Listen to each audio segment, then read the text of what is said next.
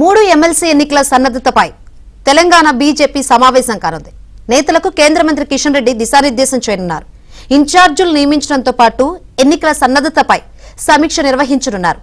MLC ఎన్నికల్లో అనుసరించాల్సిన వ్యూహాలపై చర్చించనున్నారు.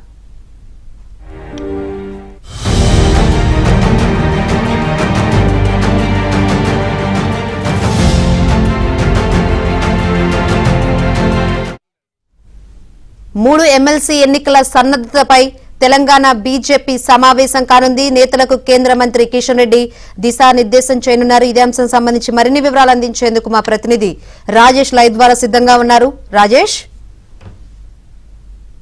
పార్టీ మార్చిలో జరగబోతున్నటువంటి ఎమ్మెల్సీ స్థానాలకు సంబంధించినటువంటి మూడు అభ్యర్థులను ఇప్పటికే ఖరారు చేసింది. పట్టభద్రుల ఎమ్మెల్సీ ఎన్నికతో పాటుగా టీచర్ ఎమ్మెల్సీకి సంబంధించినటువంటి కరీంనగర్, మెదక్, ఆదిలాబాద్, అదేవిధంగా నిజామాబాద్తో పాటుగా ఖమ్మం, వరంగల్, నల్గొండ పట్టభద్రుల ఎమ్మెల్సీతో పాటు టీచర్ ఎమ్మెల్సీ స్థానాలకు జరగనటువంటి ఈ మూడు ఎమ్మెల్సీ స్థానాలు ఏవైతే ఉన్నాయో ఎట్టి పరిస్థితుల్లో ఈ మూడు ఎన్నికలను తమ ఖాతాలో వేయాలని చెప్పేసి మిగతా రాజకీయ పార్టీల కంటే ముందుగానే టీఆర్ఎస్కు అదేవిధంగా కాంగ్రెస్ పార్టీ కంటే ముందుగానే ముగ్గురు అభ్యర్థులను అనౌన్స్ చేసింది. ఈ మేరకు పగడబందీగా ముందుకు వెళ్తుంది. వచ్చేదంతా లోకల్ బాడీ ఎన్నికల హడావిడి కానున్నటువంటి నేపథ్యంలో ఎట్టి పరిస్థితుల్లో ఈ నాలుగు పార్లమెంటు స్థానాల్లో కూడా భారతీయ జనతా పార్టీ ఎంపీలుగా ప్రాతినిధ్యం వహిస్తున్నారు. కరీంనగర్ ఎంపీగా, అదేవిధంగా మెదక్ ఎంపీగా, నిజామాబాద్ ఎంపీగా, ఆదిలాబాద్ ఎంపీగా 4 భారతీయ జనతా పార్టీ స్థానాలు ఎక్కడి నుంచి ఉన్నాయి. కాబట్టి ఎట్టి పరిస్థితుల్లో టీచరు ఎమ్మెల్సీతో పాటుగా అదేవిధంగా గ్రాడ్యుయేట్ ఎమ్మెల్సీకి సంబంధించినటువంటి 3 ఎమ్మెల్సీ అభ్యర్థులను తమ ఖాతాలో వేసుకునేలాగున వ్యూహాత్మకంగా భారతీయ జనతా పార్టీ స్టేట్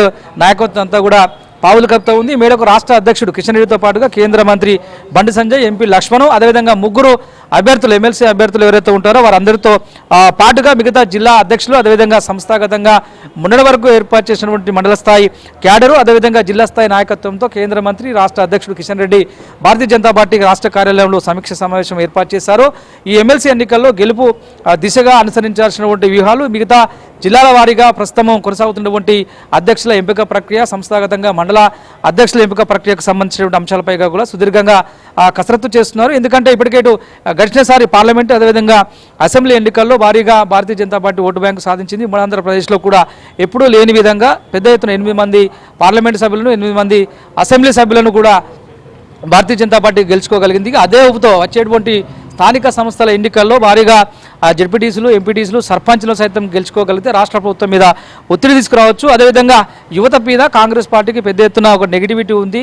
ఉద్యోగాల రూపకల్పనలో కాంగ్రెస్ పార్టీ అధికారంలోకి రావడం కంటే ముందు ఇచ్చినటువంటి హామీలు, అధికారంలోకి వచ్చిన తర్వాత చేసినటువంటి పనులపైన యువత దగ్గరికి వెళ్ళి వివరించాల్సినటువంటి అవసరం ఉన్నటువంటి అంశం పట్ల కూడా ముగ్గురు ఎమ్మెల్సీ అభ్యర్థులకు కేంద్ర మంత్రి, రాష్ట్ర అధ్యక్షుడు దిశానిర్దేశం చేస్తున్నారు.